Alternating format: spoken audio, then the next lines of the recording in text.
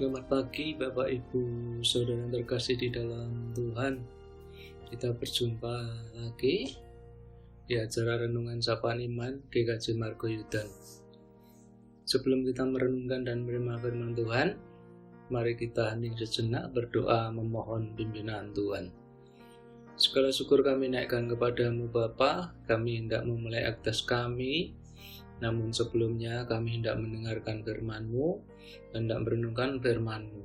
Pimpin kami Tuhan, mampukan kami untuk dapat mengerti serta memahami firman-Mu dan melakukan firman kebenaran-Mu di dalam hidup kami. Di dalam nama Yesus Kristus kami berdoa. Amin. Bacaan pada pagi hari ini saya ambilkan dari Amsal 17 ayatnya yang ke-16 hingga 19. Amsal 17 ayat 16 hingga 19. Apakah gunanya uang di tangan orang bebal untuk membeli hikmat, sedang ia tidak berakal budi? Seorang sahabat menaruh kasih setiap waktu dan menjadi seorang saudara dalam kesukaran. Orang yang tidak berakal budi ialah dia yang membuat persetujuan, yang menjadi penanggung bagi sesamanya. Siapa suka bertengkar, suka juga kepada pelanggaran. Siapa yang memewahkan pintunya, mencari kehancuran. Demikian Bapak Ibu Saudara yang terkasih, firman pada pagi hari ini. Berbahagialah orang yang mendengarkan firman Tuhan serta melaksanakannya di dalam setiap kehidupannya. Nas pada pagi hari ini diambil dari Amsal 17 ayatnya yang ke-17. Seorang sahabat menaruh kasih setiap waktu dan menjadi seorang saudara dalam kesukaran. Tema pada pagi hari ini adalah sahabat. Bapak Ibu Saudara yang terkasih di dalam Kristus, hakikatnya manusia itu diciptakan sebagai makhluk sosial, yang artinya bahwa manusia adalah sebagai warga masyarakat. Dalam kehidupan sehari-hari, manusia tidak dapat hidup sendiri atau mencukupi kebutuhannya sendiri, meskipun dia mempunyai kedudukan serta kekayaan. Tetap saja manusia membutuhkan manusia lain.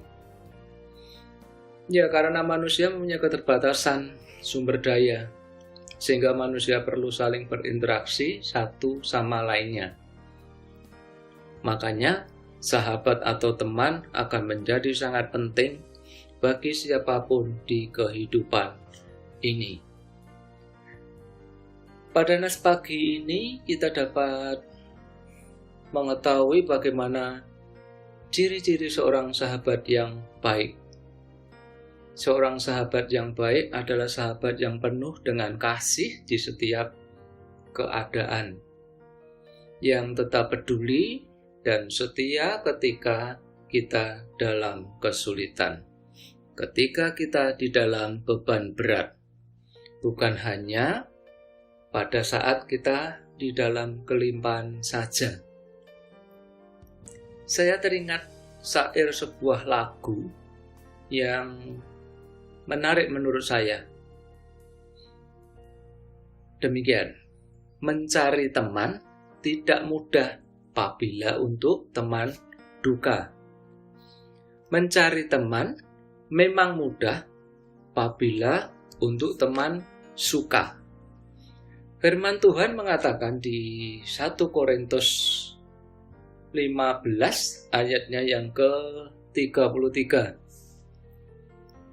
Janganlah kamu sesat. Pergaulan yang buruk merusakkan kebiasaan yang baik. Ya, kita harus benar-benar pandai dan berhati-hati dalam memilih teman di sekitar kita. Kita harus benar-benar bijaksana, harus selektif karena sahabat yang kita pilih atau kita cari akan sangat mempengaruhi dalam hidup kita. Bisa terjadi sahabat atau teman yang kita miliki ini dapat merusak hidup kita. Bisa juga menghancurkan hidup kita.